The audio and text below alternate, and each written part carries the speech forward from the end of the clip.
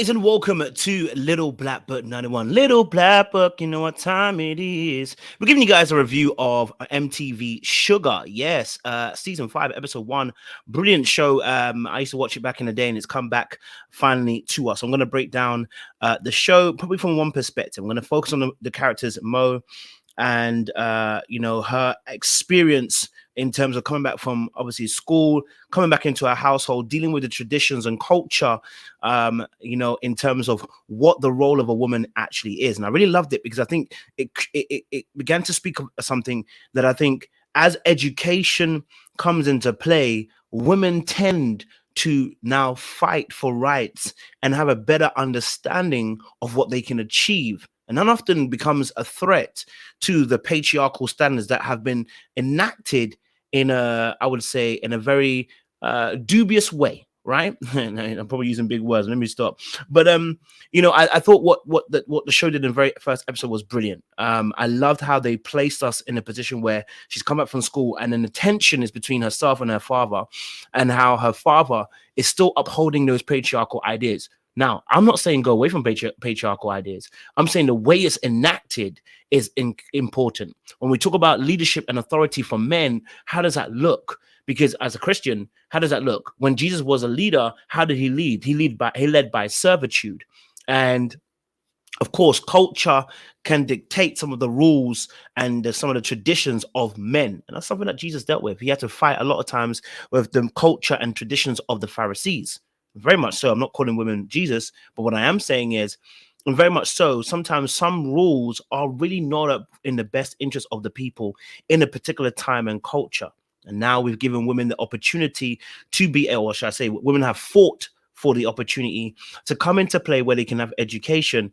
Knowledge is power, because knowledge is illumination, and illumination brings understanding and wisdom to areas of ignorance. The Bible actually says as well that the darkness could not comprehend the light. So we're going to go into this review a little bit deeper. I'll provide some clips as well so you guys can see exactly what I'm talking about. If you don't watch MTV Shuga, stick with this because there's some great message in here. And if you do watch it as well, stick with us too, and make sure you leave a comment down below. Let us know your thoughts about this episode. I loved it as well. All right, cool. Listen, if you're new to the channel, like it, share, subscribe, click on that bell button for notification uploads. And for those of you who are returnees, you already know what it is, baby. You got the minerals. You got the minerals. Stay hydrated. All right, let's get into this video as well. So we got that first opening scene, and what we saw immediately was the bride Mo running away. And the story takes us 3 months back into this timeline, and she's coming home from school and she is met with her family and they're having a discussion. So let's have a look at this part of the show. It's only a greedy woman that eats the same portion as a man. That's not scientific fact. Madam, drink your pap. Oh, it's getting cold.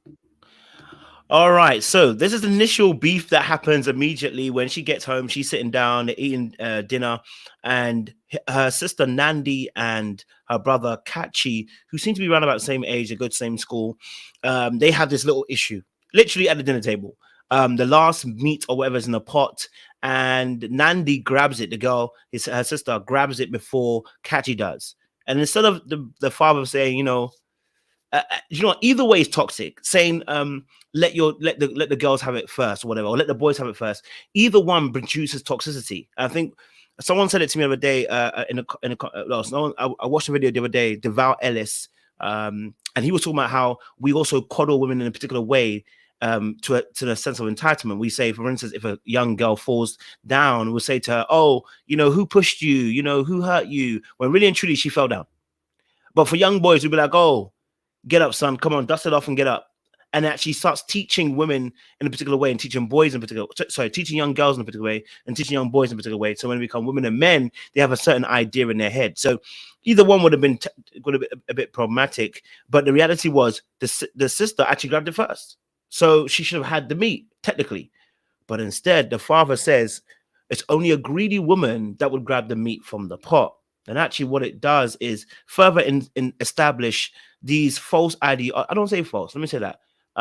Outdated, archaic ideologies of what works in society. As a woman, what is your position? Your position is behind the man. Your position is to stay quiet, is to be not seen, to be seen and not heard. And in some aspects, it's all confirmed in this opening scene. Let's have a little look a bit more at what he said. Ifunanya.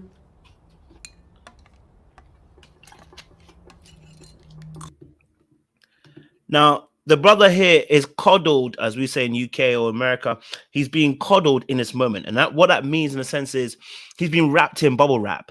And that does no good to any child. You know, you train a child in a way to go and he will not depart from it. If you train him to be coddled and that he is entitled to things just because he's a man, you're going to find he's going to enact that behavior in society. He's going to replicate it. Is that not the reason why we have what we have right now? People believe, especially as a man, I'm a man, I can tell you straight, we are born with privilege, right? To a point you don't even realize how much privilege you have. We're born to some level of entitlement. As you might hear, some people might even say, we need to not be so man focused. For ladies need to be so that man. And what that means is not centering everything around marriage and having a man and being catering to a man. Why? Well, first of all, it should be God-centered. It shouldn't be man-centered. It should be God-centered, first and foremost. But when you have a man-centeredness, everything or all your reasoning or all your decision-making is based because of the opposite sex. As a man, I don't think that way. I don't think everything needs to be based around a woman. I don't need to center my focus around women. When I go to work, when I go to move jobs, I don't think, oh, I wonder what kind of women are going to be in this. I wonder if I should move there because there's no woman there or whatever. I don't think about it. I just go wherever the money goes and I go with it, right? My career is important to me. You know, when I walk down the street, I don't think about looking behind me, in my life. When I think about life, I don't think necessarily about marriage and think, oh, I can't live or I've not completed life if I don't marry. Now, some people do because of the culture, and we totally understand that. But there's a man-centered focus, and that's just a few examples. I'm sure there's so much more, right? And so what's happening here is the coddling here is going to become a problem in a few years' time. In fact, it probably is a problem. It's probably a problem already, but it will become fully fledged a little bit later on. Let's have a look one more. Her name Mary.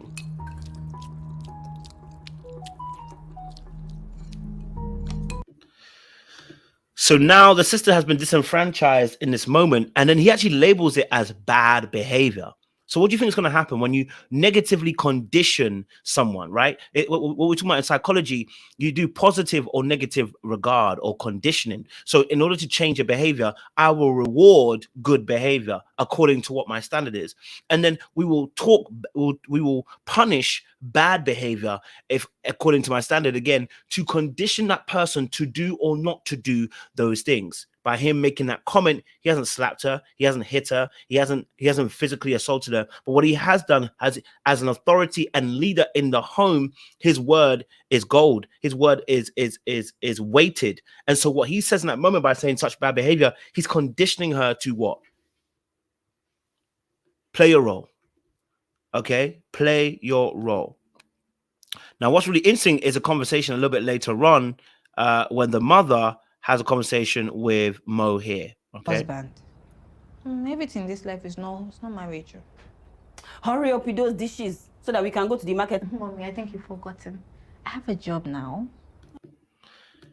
So now there's a shifting from the gender role aspect in terms of, cooking, cleaning, because she cooked for the house, actually. Mo did, the character that was just speaking there, the young lady with the braids, right? And what was interesting about it was, in that moment, she's washing up the dishes with her sister, and she's actually having a conversation with the sister, talking about how things have changed. Like, her mind has opened up. The way she sees the world is completely different. And the reason why is because education. You go and get educated, you're going to expect more from the world. When you're not educated in, I guess, formal studies, let's make it very clear, in formal studies, then your expectation is based upon what you see, right? And how you see is what you hear. And so when you educate yourself, what you're hearing begins to open up your vision. That's biblical. Faith cometh by hearing the word of God. We walk by faith and not by sight. Your faith, how you walk, is governed by what you hear. The more you hear, the more you see. And so for her, Mo, the character, she's seeing things completely differently. And then the mom sees it as, well, she's being rebellious. Is she being rebellious, or is she exploring her environment further? And you know what? A lot of films and TV shows explore this particular ideology. I was watching a TV show called C, and it was with Jason Momoa. Loved the show, man, because it was about people that were born blind, and the girl could see. Their daughter could see, and so the way she was experiencing the world was completely different to them. Completely. And so yes, having enlightenment, having knowledge, it opens your eyes to see things far more differently than others will perceive as well, right? Which makes you an enemy of state originally. I have a job now. A woman's job is in the home, and a man's job is to go out. Now, obviously, sorry about copyright because I can't go too far. So now the mother's making it very clear again, enforcing those stereotypes and gender roles, which I'm not even going to be mad at it, so long as you allow for freedom. You see, the thing about Jesus that's so powerful is that God allows for you to do what you want to do. Okay, you have free will. If you choose, you don't choose, but the option is there. I'm not going to force you to move in a particular way. And even as a Christian, when you give your life to Jesus, he's not forcing you. He said, hey, this is what I expect as a standard, is what I like to see. Are you going to conform to it? You can choose not to. I mean, you'll learn a hard lesson, I'm sure, but you can choose not to, right? And I think when you force, of course, there is an aspect of trying to keep somebody safe by, guiding them and telling them your perspective. But when it comes to knowledge and understanding, we have to allow people to grow. And so what the mom is, in a sense, doing is clipping her wings and letting her know, listen, hey, don't get too big for your boots around here. You understand what I'm saying to you? Yeah. What you have to understand is a woman's job, a woman's place is the kitchen, the cleaning, the kids. And in some regard, there is some truth to that. But if you want more, go for more. If you want more, there are women out there and I say this with all respect, there's some women who just want to be a housewife, and there's nothing wrong with that, and it's a good choice to choose. And there's some women who said, just being a housewife is not enough for me. I want to expand beyond. The two, okay, don't need to be in contention. Doesn't need to be a fight. People choose what they want to do. Some women only want to be a housewife and be a mother, and that's fine. Have your cake and portion and eat it. And there are others who say, no, for me, I want to do more. And that's okay too, right? But the mother's letting her know, baby, don't forget, your job is to be in the home. It is nothing else. Do you understand what I'm saying to you? Right? So there's that aspect. And I think we're going to come towards the end now. We're going to come towards the end. And what's interesting, in between that time, the character Mo, she's officially now going to compete in a competition, which her competition is a boy, which is really interesting. And the boy took down a poster and said, basically, well, baby, I've won the last 2 years. Hey, you ain't getting close. Okay, you ain't getting close, right? And I think they set it up to let it be like, okay, she's gonna beat the boy, and the reason being, again, girls can do what boys can do. I love that. I ain't got a problem with it. It's good to see positive examples of this on our screen. I'm not mad at it because I believe I'm competent. I believe I've got skills. I don't need to be mad. I don't need to be fearful of women also taking up spaces which I'm going to be in, because let the best man or woman win. People that are fearful of women who are getting educated, the reason why they're fearful is they're afraid they cannot control the narrative anymore. And they believe by them being educated, the person will not be able to be kept below them anymore. And the key thing here is, I think, for especially as us as men, and how difficult it can be, is that when your value is so attached to what you produce, it can be very difficult when someone else can come into your space and do what you do. And so therefore you're you can feel like you're being displaced and replaced by someone else. Here's the reality of things, right? Here's the reality of things. Oh, it's multifaceted as a man in society. It's not just to make money, but it's to be emotional, mental, spiritual provider for your family and for your home. And then the sexual provision as well for your wife, which you do. And what does that mean? It means being intimate. It means being a person who feeds You understand what I'm saying to you? And sometimes feeding can mean listening. Sometimes feeding means giving a word of wisdom. Sometimes feeding means taking some action. There are different things that come underneath that provision. It's not linear all the way. And so what happens is when men get so focused on the provision aspect that their leadership is solely making money and their job is just to make money and provide for the home, what they don't realize is they starve their children and their wife of vital ingredients and nutrients that is needed to make the house flourish. We are no longer in survival mode. We're looking to thrive. So your leadership has to complement other areas of life. Are you emotionally intelligent? Are you emotionally healthy? Have you dealt with your own traumas? Because this is also going to impact your relationship. And this is why a lot of marriages are starting to break down now, especially in the Western Hemisphere, because we're looking at leadership so linear. Now, that doesn't mean that men are the only issue. Now, women are becoming bright too. Okay, now they're educated and they have power now. You realize how power easily corrupts people. Men aren't the only ones that are corruptible. Man in general, as the Bible lets us know, they are corruptible because their heart is wicked beyond deceit. So what you're finding out is that both parties are starting to usurp and use their power incorrectly against one another. It's just what it is. But in this case here, being afraid of a woman coming into a space and going into tech or becoming more wealthy or becoming more educated, all right, is good for business. It's good for the community. It's good for the society, all right? Of course, our roles have to take a different supplement and have to be nuanced in the way that we do it and a bit more flexibility than previously I had. But once we work it out about the fact that we're going to be flexible, you'll realize relationships start to work. There are some metals that are not straight and strong. They can be bent and be strong. And what that means is that there's a level of flexibility with that metal, and yet they still have that strength. That is how our relationships have to look like. Now, my final point is focusing on this end part. No. Yeah. Now, it's about to get to a point where she comes inside, and the reality of the situation is she's about to get married. She's about to be given away to another man, betrothed to a man without her consent. Now, of course, 100 years, maybe not even 100 year, maybe a large generation, this might have been easy to do, would have been fine to do, would have been okay to do. But in this modern era and generation, women are standing up and saying, we have a choice. The problem is that for men, a lot of times women didn't have a choice. And so therefore power was absolute.